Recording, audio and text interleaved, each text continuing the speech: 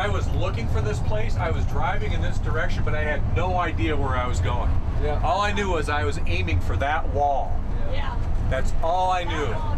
But the fact at Dinosaur Ridge, why are these tracks preserved? Why are these ripples preserved?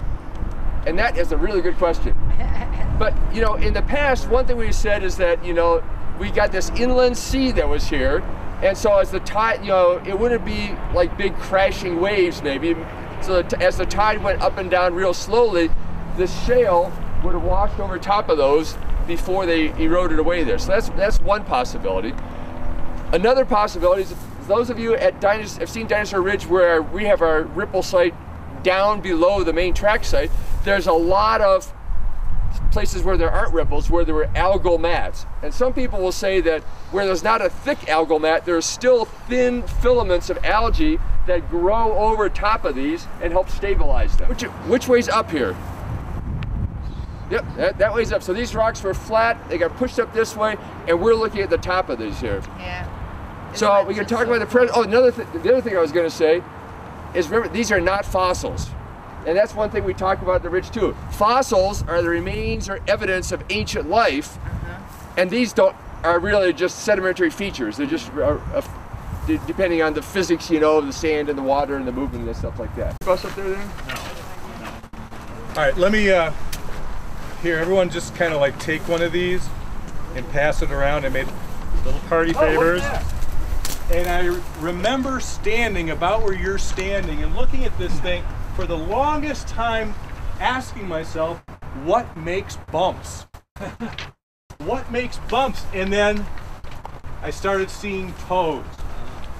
Now, if you look at the front page of that handout, here, take some more.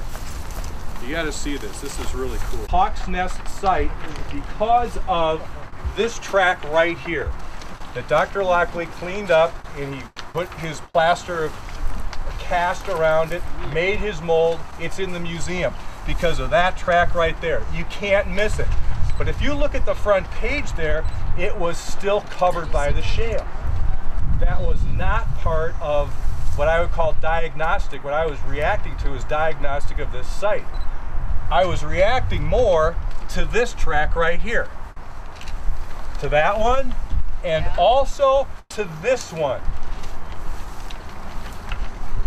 It's hard to even tell if that is a track, but this three-toed structure and that one and this one up here too, those three are what attracted me to this site. Now, I need to address this track right here.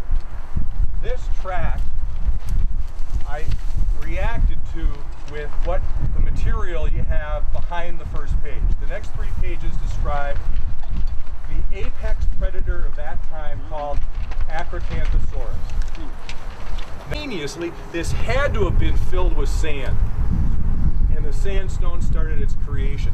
With a definition that fine, that had to have been almost instantaneous. So what's going to bring in this quantity of sand into this marsh that suddenly? A flood, a wind, a storm, a hurricane. We're at the edge of an ocean here after all. And so how do these things get formed?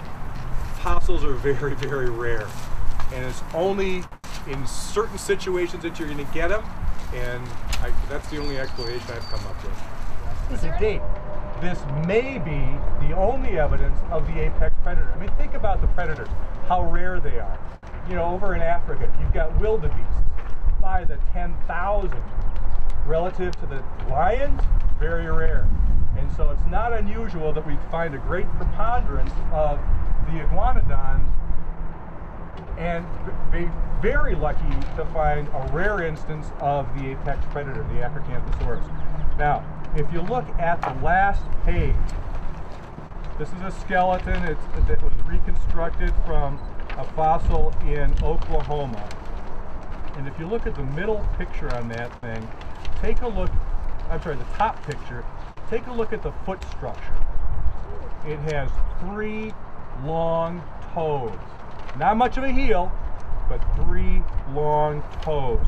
And in fact, it also has 3 very long claws. Now, so this was found on May 9th. We came up on May 11th and took the photograph on the front page before it was cleaned up.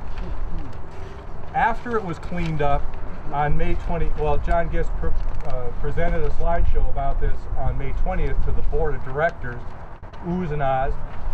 On the next day, the 21st of May, 2009, Matt Mossbrucker from the Morrison Museum of Natural History came up with Aaron Fair, and Aaron recorded the fact that they were, between the two, well, certainly with Dr. Mossbrucker, 100% sure that that is a theropod, that is the apex predator, the Acrocanthosaurus.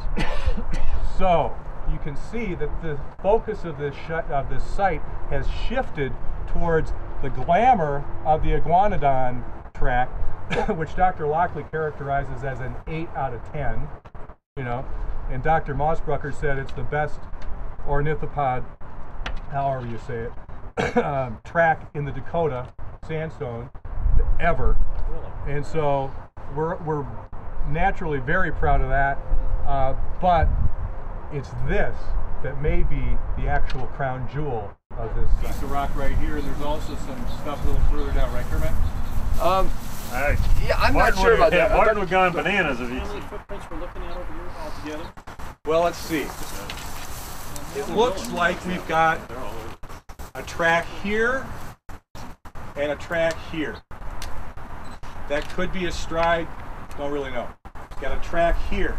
This guy is cool because you can really see the motion that he was in as he slid or she slid in to create that hole. This right here could very well be a stride in connection with this one, because after all they are pigeon-toed, so we think. And there could be others, but there's one right below that one. Maybe that one? There's probably one up there, maybe? Yeah. Look right below the one you were showing us. This one. Okay, look, right there. Right there? Right There's here. the toe print right there. That needs to get cleaned up a little bit, you know? Yeah.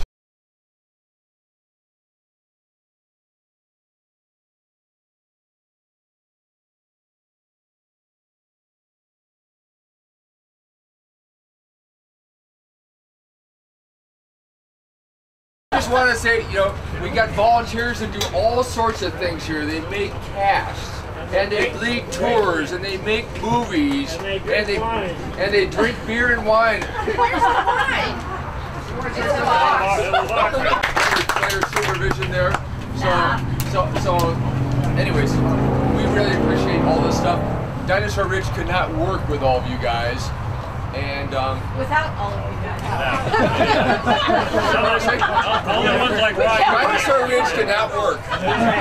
Potluck, but we'll go again because you guys are Dinosaur Ridge. Thank you. You're the best. It's super you. Yeah.